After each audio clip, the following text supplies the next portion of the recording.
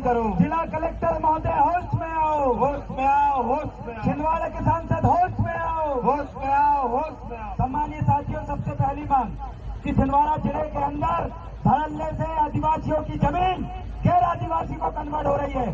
छिंदवाड़ा जिले के इतिहास में इतने सारे कलेक्टर महोदय आए, किसी के द्वारा इस तरीके से अनुमति देकर धड़ल्ले से कन्वर्ट नहीं हुई। पहले कमिश्नर के पास जाया जाता था कन्वर्ट कराने के लिए, लेकिन आज जब से बंटी साहू सांसद महोदय बने हैं, यही पीला गमछा डाल के इनके द्वारा जिला कलेक्टर महोदय के साथ मिलके सैकड़ों एकड़ जमीन को कन्वर्ट करा के इन आदिवासियों को भूमिहीन करके बर्बाद किया जा रहा है। इसके खिलाफ आज हम आंदोलन करने आए हैं। इसके खिलाफ आज हमारा माटी सत्याग्रह है कि आखिर आदिवासियों को बर्बाद करना कब बंद करोगे? आप आदिवासियों को विकास कहकर सांसद बने।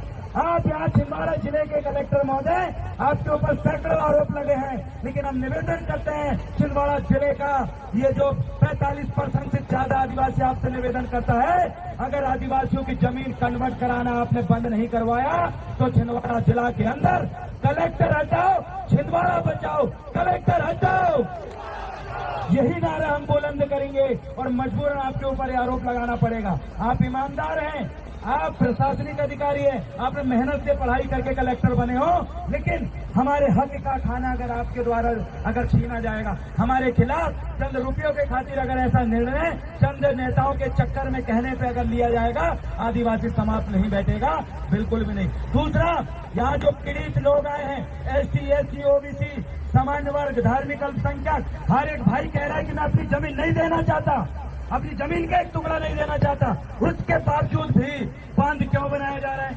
अरे आपका देश का विकास के लिए आप काम करिए, लेकिन देश का विकास अगर आदिवासियों का और इस क्षेत्र के लोगों का विनाश करके अगर देश का विकास होगा तो ऐसा विकास नहीं चाहिए।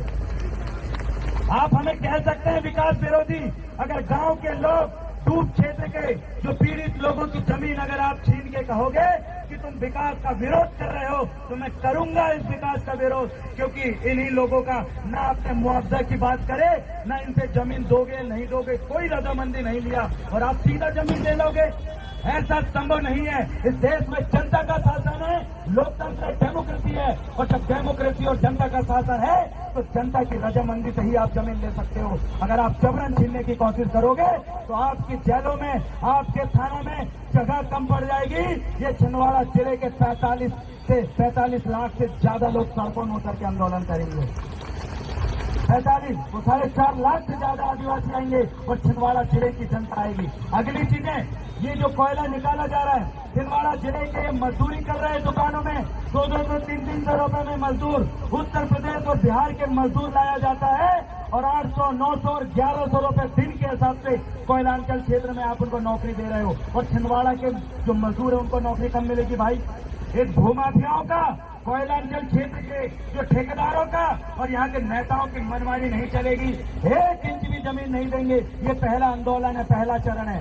दूसरा चरण में छिंदवाड़ा की ये जगह उसी तरीके से जाम कर देंगे जैसा विश्व आदिवासी दिवस में हमने जाम किया था लोगों के खातिर। और आरोग्य हॉस्पिटल के नाम पे संचालन करने वाले सम्मानीय दीपक खंडेलवाल जी, आपसे निवेदन करता हूँ, ये छिंदवाड़ा के गरीब जनता आयुष्मान कार्ड के नाम पर आपके अस्पताल में इलाज कराने जाती है, लेकिन उनसे आप 1-1 लाख रुपए वसूल करते हो और बोलते हो आयुष्मान कार्ड के अंतर्गत इलाज किया। ये मजबूरी में इलाज कराने वाले, मजबूरी का अगर उनका फायदा उठाओगे तो याद रखिएगा, आयुष्मान हॉस्पिटल वहां दिखेगा नहीं, इतनी जनसंख्या इकट्ठा करके विरोध करेंगे। कई लोग की जान गई, सिर्फ अधिकारी कर्मचारी वहां पर जाता भी, पुलिस वाले का एक्सीडेंट हुआ था, फिर इलाज हुआ, क्योंकि पुलिस प्रशासन है, कुछ उंगली करेगी तो बैंड बच जाएगा। अरे लेकिन सैकड़ों लोग हैं, मैं से 1000 लोगों का नाम बता सकता हूं, मेरे पास आवेदन है, जो आरोग्य हॉस्पिटल में गए थे और जिनसे आपने अन्नाम सन्नाम पैसा वसूले।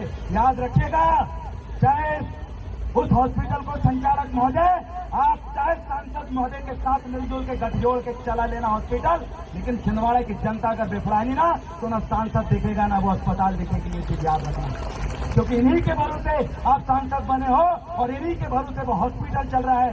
ये गोंडवाना के लोग आज माटी सत्याग्रह के नाम पे आज एकत्रित होकर अपनी इस बात का मैं यही विराम दूंगा। मेरे साथ बोलिए, जमीन हमारे आपकी, नहीं किसी के पास, जंगल हमारे आपके। के नहीं किसी के बाप के विस्थापन करना बंद करो। आरोग्य हॉस्पिटल के नाम पे लूट मारी बंद करो। आयुष्मान कार्ड के नाम पे गरीबों को परेशान करना बंद करो। और हम अपना अधिकार मांगते। अगर बांध का सर्वे नहीं रुका, आदिवासियों की जमीन कन्वर्ट होना अगर नहीं बंद नहीं हुई तो यहाँ पर आंदोलन होगा। ज्ञापन के लिए मैं निवेदन चाहूंगा सम्मानीय एसडीएम महोदय का कि आज आपके सामने हम जो भी हमारे आज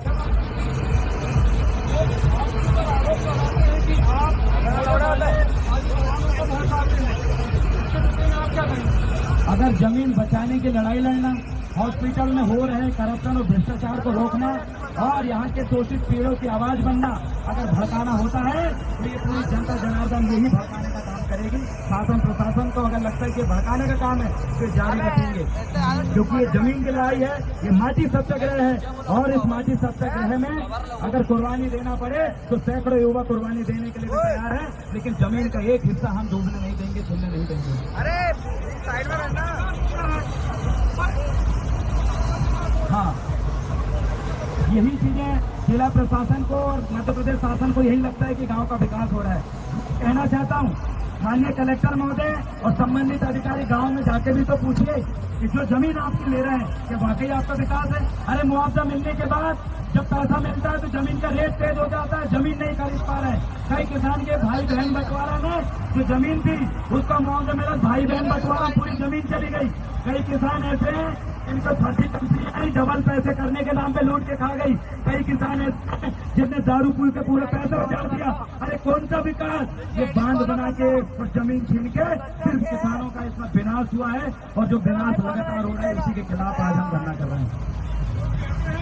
देश संविधान से चलेगा, लेकिन आप लेटर देते हैं और ऐसा आरोप है कि आप लोगों को सड़कों पर उतार देते हैं। देखिए बिल्कुल सही, देश संविधान से चलता है और देश में डेमोक्रेसी लोकतंत्र है। लोकतंत्र यानी लोकतंत्र यानी शासन, जनता का शासन है। मुझे बताइए, ये 10 बार आंदोलन कर चुके सिंचाई बांध वाले, दूधी परियोजना वाले और शक्कर नदी वाले कि हमारा एक भी हिस्सा नहीं देंगे। सरकार ने सुनी, शासन ने नहीं। मतलब ये देश जनता का शासन नहीं है, लोकतंत्र नहीं चल रहा है, यहाँ पर तानाशाही चल रही है। तानाशाही करने वाला व्यक्ति हमें कहता है कि तुम संविधान को नहीं मान रहे। आज हम बताना चाहते हैं, ये पीड़ित यहाँ पर खड़े हैं, कितनी बार इनकी मांग को सुनी गई, नहीं सुनी गई। मतलब देश जनता का शासन नहीं है आज यहाँ पर। यहाँ शासन भाजपा का है, यहाँ शासन पूंजीपति का है, यहाँ शासन भगोड़े जैसे भागने वाले, पैसे लेकर भागने वाले विजय माल्या जैसे लोगों का शासन है।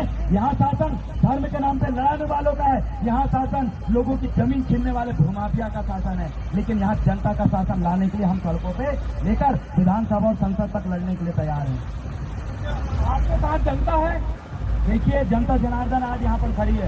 आज गणेश विसर्जन होने के बाद भी अपना इतना महत्वपूर्ण त्योहार को मनाते हुए जनता ने सुबह विसर्जन करके आज यहाँ पर आई है। मतलब जनता अपने मूलभूत त्योहार को जल्दी बना के अपने आंदोलन को महत्वपूर्णता दे रही है।